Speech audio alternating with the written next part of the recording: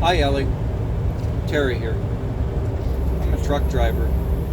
I live in Ontario, but currently I'm in Kentucky. A couple of clarifications on what you were saying about C-71. First off, I am a firearms owner, and I own quite a few of these scary guns. So the first thing you have to understand is Alan Rock in the 90s made it illegal for any Canadian to own a firearm. Period. That PAL license, purchase and acquisition license, is there for the sole purpose for the government to know who has firearms, so they can take them at any time for any reason. And that's what they're doing. Bill C-71 has now come in, and they've added a clause in there which basically makes a separate classification. And with this law, it gives the RCMP carte blanche to arbitrarily take any firearm they want and reclassify it. So there's been contentious issues with the CZ rifles and the Swiss Arms rifles, and we've all known that. It was all smoke and mirrors back then, and it still is. But what they tried to do with those two specific rifle types is what they're going to do to all firearms next. The AR-15 is always the scary, contentious rifle. AR does not stand for automatic rifle. It stands for Armalite rifle. Armalite being the company that first designed and made the rifle. Stoner designed it, AR made it. And 15 was the classification number. So the AR-15 is not an assault rifle. An assault rifle is already prohibited in Canada. An assault rifle will fire single shot, multiple burst shot, or fully automatic. That is the classification of an assault rifle. It's called select fire. They're already prohibited in Canada. What an AR is a semi-automatic rifle. One shot, one pull of the trigger. Okay? You want another shot, you have to pull the trigger again.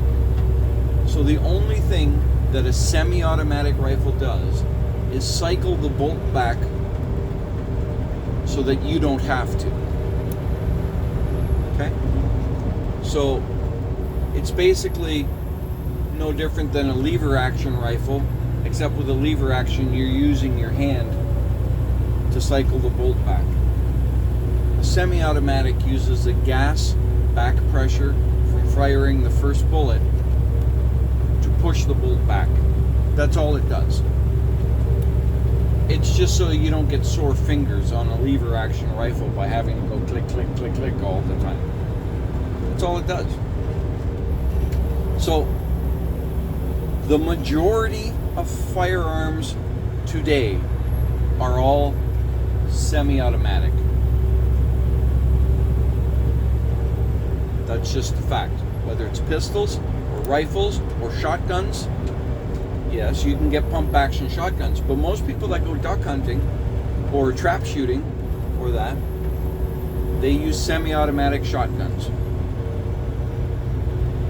And so I would venture to guess that what is going to happen is in June there will be, because of C-71 coming out, giving RCMP the power at their discretion, with the wishes of Trudeau, they will ban all semi-automatic firearms in Canada. That's the majority of firearms. They will ostensibly make well over 2 million people instantly criminals. Now, they will caveat that by saying, well, if you have them already, then you can keep them, but you can't buy any more. And you can't sell them. And when you die, they must be destroyed. This is the slow attrition. This is the best hope scenario coming in June. The worst is where police will come to your door and take them after a grace period allowed to hand them in, like they did in Australia and England and now in New Zealand. What this is doing is making law-abiding citizens now become criminals. So you have the choice of, am I going to be a criminal and uphold my rights under the Magna Carta of the right to self-defense by any means necessary, or am I going to comply with what I think is criminal laws? And as a citizen of Canada, if a law is unjust and criminal, we are supposed to go against it. Puts us in a dangerous position, because the people that are going to take these guns are going to do it violently, very violently, and they will do that on purpose. So the first confiscations of firearms in Canada will be very violent. I wouldn't even be surprised if they had media coverage there, the CBC filming it, as they drag people out of the house at 4 o'clock in the morning in their underwear and have machine guns put on their children's. Okay? They will do this because they know that the majority of people will say, this is too much. It's not worth it. I have a wife and children to worry about. I'm just going to give them up. This is tried and tested. This is what they did in England. This is what they did in Australia. It's now coming to Canada. The only way to stop this is to vote the Liberals out. But you're right.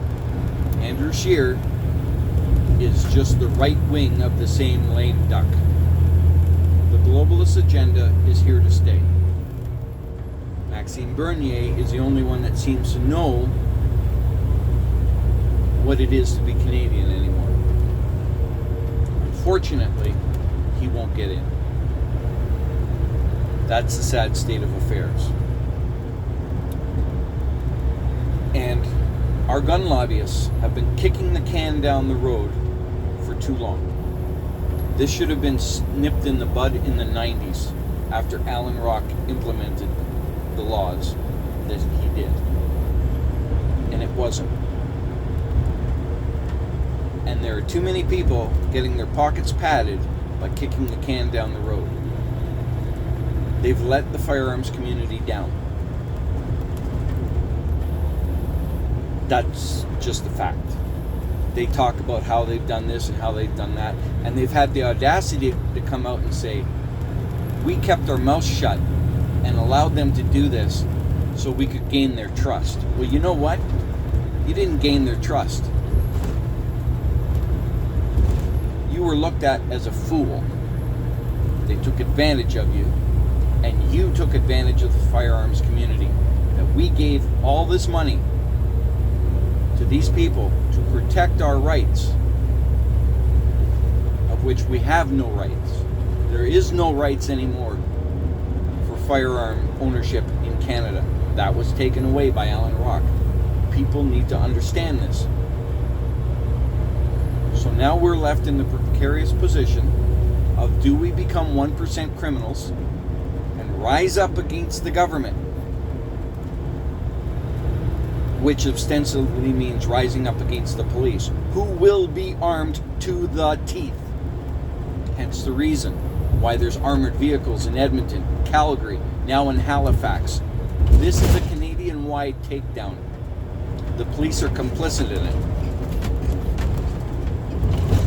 This is going to get dangerous. You have two choices: comply or not to comply. And if you're not going to comply, you better be willing to fight back and die, because that's exactly what's going to happen. And quite honestly, the majority of Canadians do not have the stomach for it. So, see ya, Canada. You're done. Trudeau was right. We are a post-national state, beholden to the United Nations. We're done. We don't have the guts. We never have.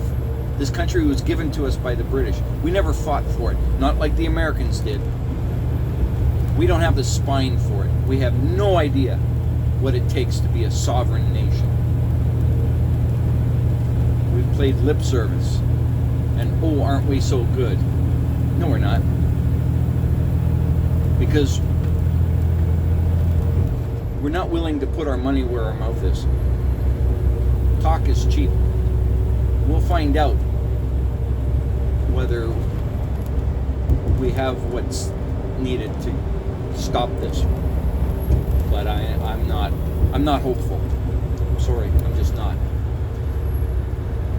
I love your channel, and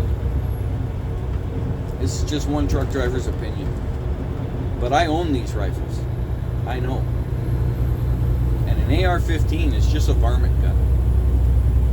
The round is only big enough to shoot coyotes with. It's not even a dangerous round. I have more dangerous rifles in my safe, but they aren't big, black, and scary looking. Keep in mind, a rifle is just a piece of pipe that shoots another little piece of metal out the end of it. Depending on how big that metal ball is that comes out the end and how much powder's in behind it, determines how big and scary the rifle is.